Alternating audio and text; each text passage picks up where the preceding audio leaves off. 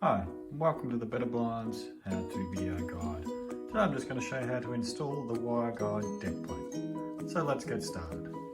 So obviously pre-drilled some holes here, but I'm going into an MDF board. You guys out on site might be going into timber, you might be going into brickwork, concrete. So make sure you use the appropriate screws,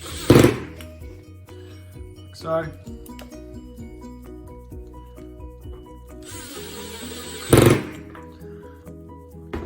So then we just got this part here. We want to leave a little bit of room here for tensioning. So then we just screw it in, screw it down, sort of hand tight that because we're gonna move that around a little bit once we get our wire in, whether we need to tension it off.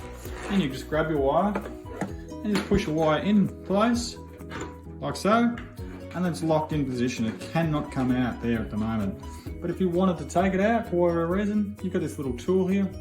Put the little tool in, push it down, lifts out. So it's a little spring load in there, as you can probably hear. So that's all that holds it in place. And again, push it in, locks off, take it out. Like so, simple as that.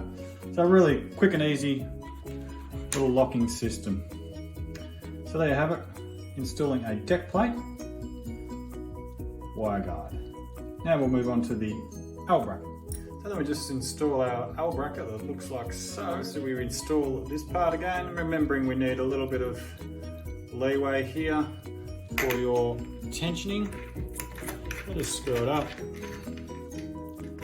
So just hand tight and grab your wire guide again and just push the wire in as I showed you earlier. Locks in position.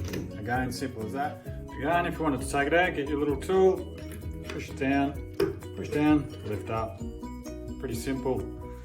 So there you have it, how to install a deck plate, an L bracket for your wire guides, how to use the little tool to unlock the wire. So thank you very much for watching this video. Hope it helped. Have a great day.